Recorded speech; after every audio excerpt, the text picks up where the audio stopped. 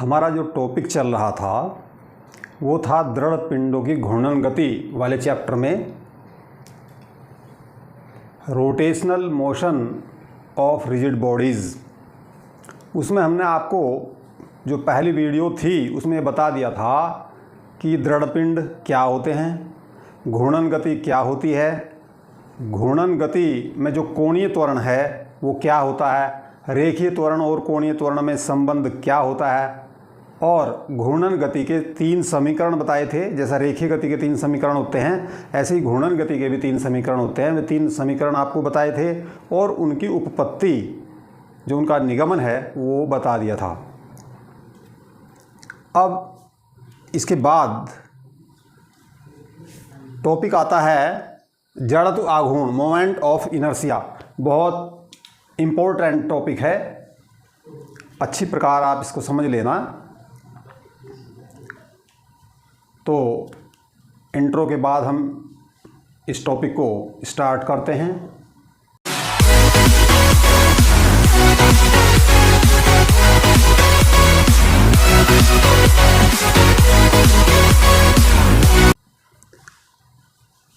Moment of inertia, जड़त्व आघूर्ण। इसे समझने से पहले आपको समझना होगा जो आपने पिछली कक्षाओं में पढ़ा है रेखीय गति, और उसमें आपने न्यूटन के नियम भी पढ़े होंगे। तो वहाँ आपने पढ़ा होगा कि जड़त्व किसे कहते हैं। रेखीय गति में कोई वस्तु अगर विराम अवस्था में है, अगर ये वस्तु विराम अवस्था में है तो ये तब तक गति नहीं करेगी, अर्थात ये अपनी अवस्था परिवर्तन तब तक नहीं करेगी जब तक कि इस पर कोई बाहरी बल न लगाया जाए। और अगर कोई वस्तु एक समान वेग से चल रही है,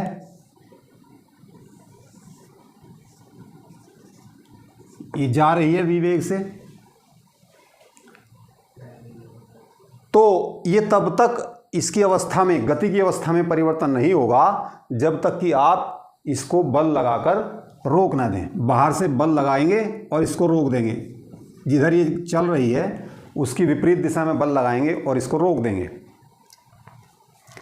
कुल मिलाकर के बात यह है कि रेखीय गति में अगर कोई वस्तु विराम अवस्था में है तो वह विराम अवस्था में ही रहेगी। ये न्यूटन का गति का पहला नियम है। अगर कोई वस्तु विराम अवस्था में है तो वह विराम अवस्था में ही रहेगी, और अगर कोई वस्तु एक समान वेग से चल रही है, गति की अवस्था में है, तो वह गति की अवस्था में ही बनी रहेगी जब तक कि उस पर कोई बाहरी बल न लगाया जाए। ये न्यूटन का नियम है, गति का पहला नियम। अब वस्तु का जो ये गुण है कि वो अपनी विराम अवस्था या गति की अवस्था में परिवर्तन का विरोध करती है। विरोध करती है तभी तो बल लगा करके रोकना पड़ता है या बल लगा करके चलाना पड़ता है। अगर विरोध ना करती तो बिना बल के चल पड़ती।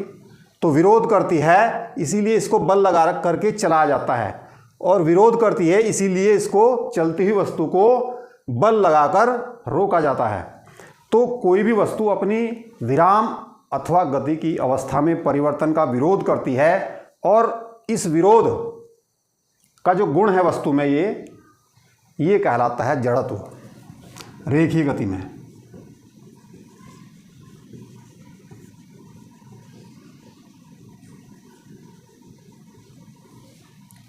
इनर्शिया। अब आ जाइए घूर्णन गति में। घूर्णन गति इस प्रकार की होती है, ये कोई घूर्णन अक्ष है, ये, और ये जो पिंड है यहाँ इस पर ये अक्ष है, कीली लगी हुई है, इसके चारों तरफ ये घूम सकता है, ऐसा घूम सकता है इसके चारों तरफ। तो ये कहलाती है घूर्णन गति। जैसे हम मान लिया इसको यहाँ फिक्स कर दें, ये अक्ष हुई, और इसे फिक्स करने के बाद उसको इस प्रकार से घुमाएं ऐसे, तो ये कहलाती है घूर्णन गति। ये ऐसे भी घुमा सकते हैं ऊर्ध्वाधर ऐसे। तो ये जो अक्ष है ये तो स्थिर रहती है और वस्तु इस अक्ष के चारों ओर गति करती है। तो ये जो घूर्णन गति कर रही वस्तु है, अगर ये आपको रोकनी है तो इस वस्तु पे आप बल आघूर्ण लगाएंगे, इसकी घूर्णन के विपरीत दिशा में बल आघूर्ण लगा करके इसे रोकेंगे। और अगर ये रुकी हुई है और इसको चलाना है, घुमाना है इसको, तो फिर बल आघूर्ण लगाकर ही इसको घुमाएंगे। तो इस घूमती हुई वस्तु को रोकने के लिए आपको बल आघूर्ण लगाना पड़ेगा, और अगर ये रुकी हुई है, घूर्णन नहीं कर रही है, तो उसे चलाने के लिए भी बल आघूर्ण लगाना पड़ेगा। तो इसका मतलब ये हुआ कि किसी अक्ष के परितः घूर्णन गति करती हुई वस्तु की घूर्णन की अवस्था में परिवर्तन के लिए आपको एक बल आघूर्ण लगाना पड़ता है, अर्थात बिना बल आघूर्ण लगाए ये वस्तु रुकेगी नहीं, घूर्णन करती हुई नहीं रुकेगी, या बिना बल आघूर्ण के ये रुकी हुई जो वस्तु है वो घूर्णन नहीं करेगी।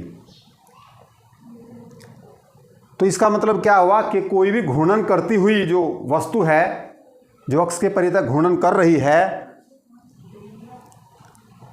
वह अपनी घूर्णन की अवस्था में परिवर्तन का विरोध करती है। इस गुण को, वस्तु के इस गुण को क्या कहते हैं? घूर्णन अक्ष के परितः वस्तु का जड़त्व आघूर्ण। रेखीय गति में तो जड़त्व है और घूर्णन गति में जड़त्व आघूर्ण है।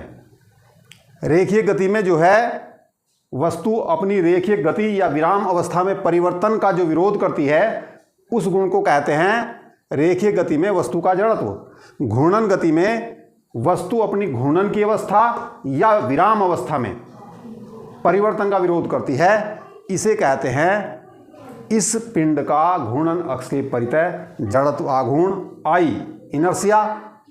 यही मैंने यहाँ लिख दिया है, पिंड का वह गुण जिसके कारण वह अक्ष के परितः अपनी घूर्णन की अवस्था में परिवर्तन का विरोध करता है, पिंड का अक्ष के परितः जड़त्वाघूर्ण आई कहलाता है।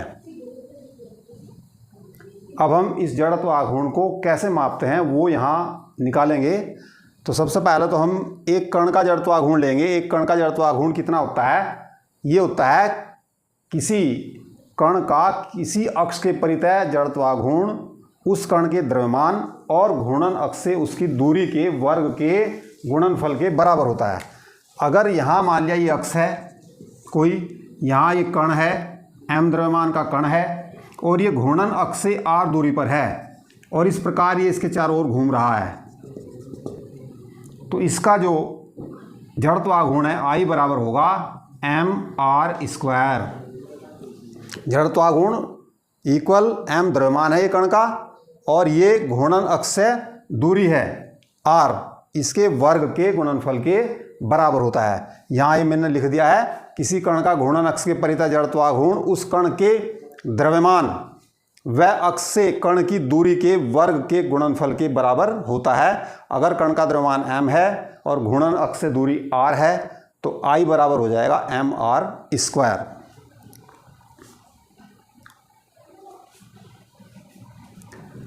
अब पिंड का जड़त्व आघूर्ण,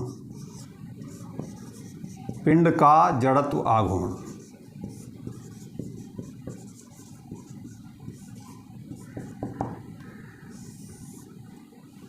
मान लिया कोई ये पिंड है, ये एक अक्ष है ऊर्ध्वाधर जिसके चारों तरफ ये घूर्णन कर रहा है इस प्रकार से। ये घूर्णन अक्ष है। क्योंकि ये पिंड बहुत से कणों से मिलकर बना हुआ है, तो मान लिया इसमें कण m1, m2, m3, m4 ऐसे बहुत से सारे कण हैं। जिनकी घूर्णन अक्ष से दूरियां क्रमशः R1, R2, R3, R4 ये इनकी दूरियां हैं। और बहुत सारे कण होंगे जिन्हें हम इसमें कैलकुलेशन में लेंगे। ये घूर्णन अक्ष जो है पॉइंट O से गुजरती है, तो इसमें कैसे इसका निकाल लेंगे, पूरे पिंड का जो जड़त्व आघूर्ण है वो कैसे निकाल लेंगे हम। किसी एक कण, ये m1 द्रव्यमान का कण है, तो इसका जड़त्व आघूर्ण कितना होगा, m1 r1 स्क्वायर, दूसरे का होगा m2 r2 square, m3 r3 square, m4 r4 square, ये जड़त्व आघूर्ण होंगे। ऐसे ही एंड सोन और जितने भी कण हैं उनके जड़त्व आघूर्ण होंगे। इस पूरे पिंड का जो जड़त्व आघूर्ण है वो कितना हो जाएगा, इन सब कणों के जड़त्व आघूर्णों का योग। माना पिंड में m1, m2, m3 and so on द्रव्यमान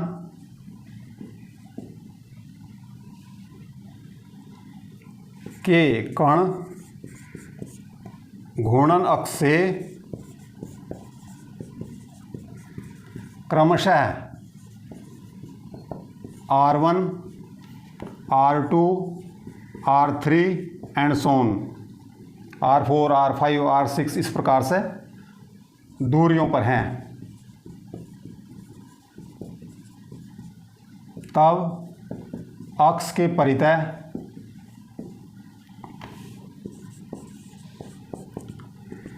इन कणों के जड़त्व आघूर्ण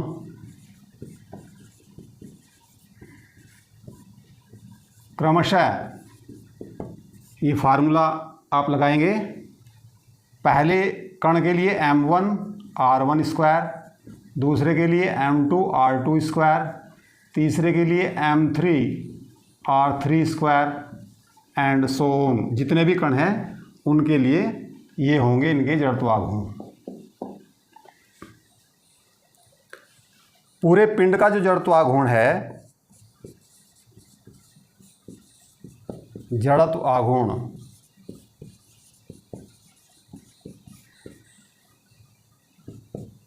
समस्त कणों के जड़त्व आघूर्णों के योग के बराबर होगा। जोड़ दीजिए आप इनको, m1 r1 square plus m2 r2 square plus m3 r3 square and so on, सबको जितने भी कण हैं सबका जो जड़त्व आघूर्ण है वो जोड़ना है।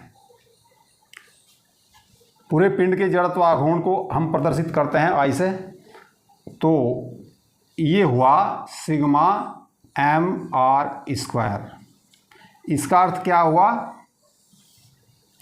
सिग्मा का अर्थ है योग, जो सब कणों के mr स्क्वायर्स हैं उनका योग, ये होगा पूरे पिंड का जड़त्व आघूर्ण। तो इससे आप परिभाषा कर सकते हैं इसकी, पिंड के जड़त्व आघूर्ण की, किसी पिंड का किसी अक्ष के परितः जड़त्व आघूर्ण, किसी जो परिभाषा है वो हो जाती है, जो फॉर्मूला है उसी से हो जाती है। यहीं से है, किसी पिंड का किसी अक्ष के परितः, जो घूर्णन अक्ष है, अक्ष के परितः जड़त्व आघूर्ण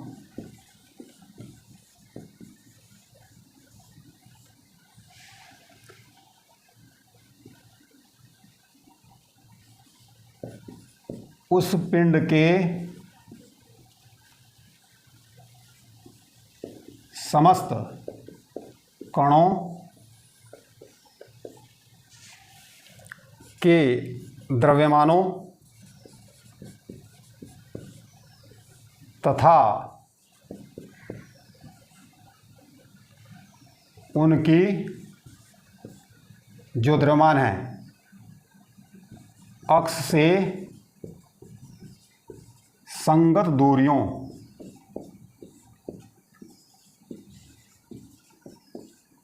के वर्गों। संगत दूरियों का मतलब है m1 की दूरी है r1, m2 की दूरी है r2, m3 की दूरी है r3। इसी प्रकार से आगे भी हैं। संगत दूरियों के वर्गों के गुणनफलों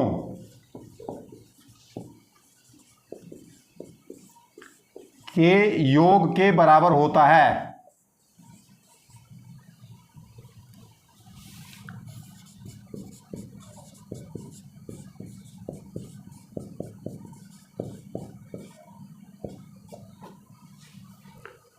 यही से है ये, किसी पिंड का किसी घूर्णन अक्ष के परितः जड़त्वाघूर्ण ऐसे घूमता है या ऐसे घूमता है, आई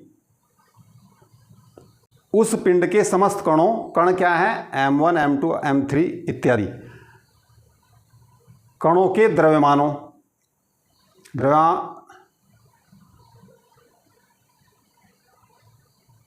तथा उनकी अक्ष से संगत दूरियों, दूरी है r1 r2 r3, तो उनकी दूरियों के वर्गों, वर्ग हैं सबके, के गुणनफलों, इनके गुणनफल भी हैं। यहाँ m1 r1 स्क्वायर का गुणनफल है, यहाँ m2 r2 स्क्वायर का गुणनफल है, यहाँ m3 r3 स्क्वायर का गुणनफल है, और आगे भी ऐसे ही हैं।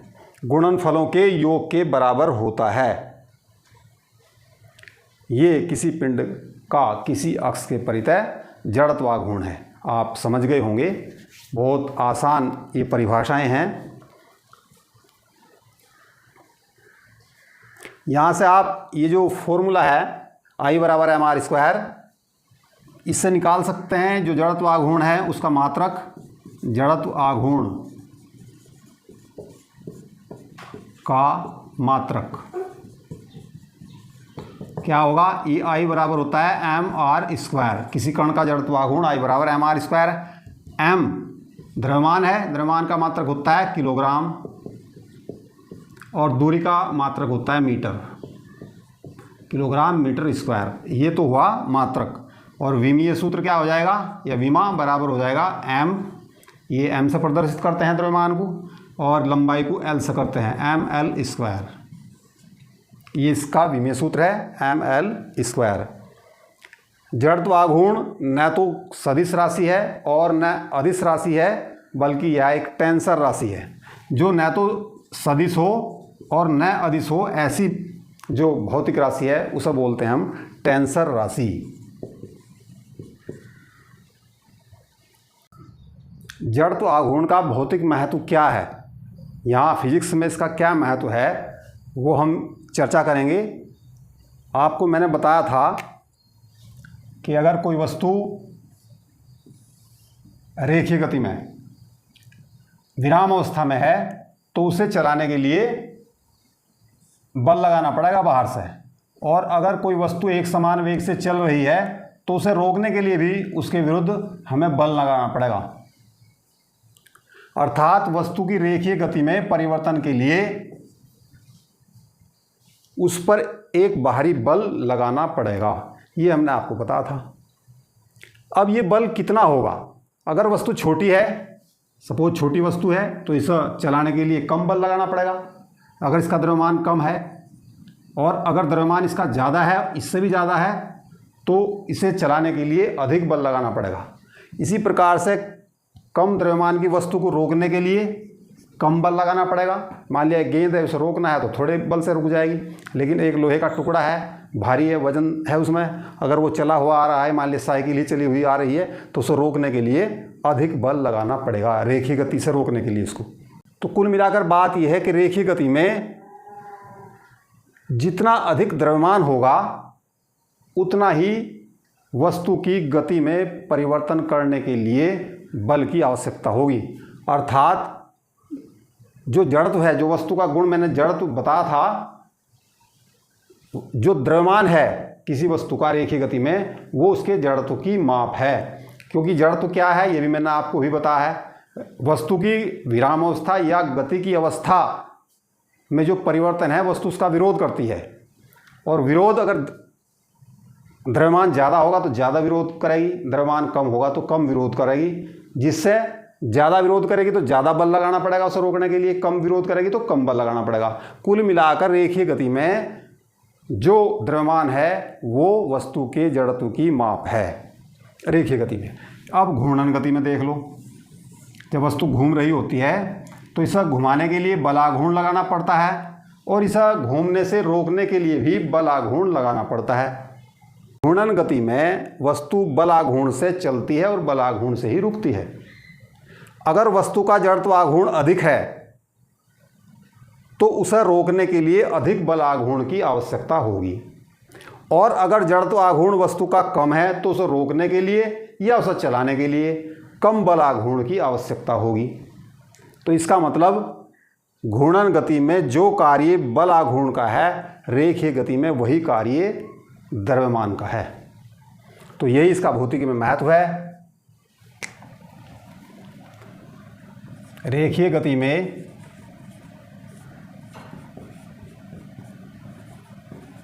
जो कार्य द्रव्यमान करता है वही कार्य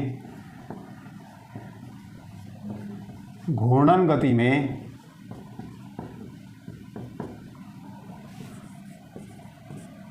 जड़त्व आघूर्ण का है।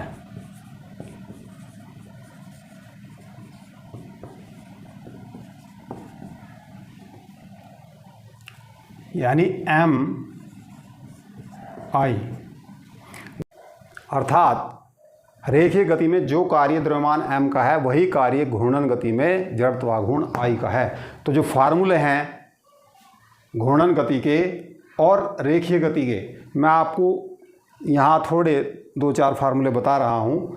जैसे कि संवेग का फार्मूला है P बराबर mv, ये संवेग का है रेखीय गति में।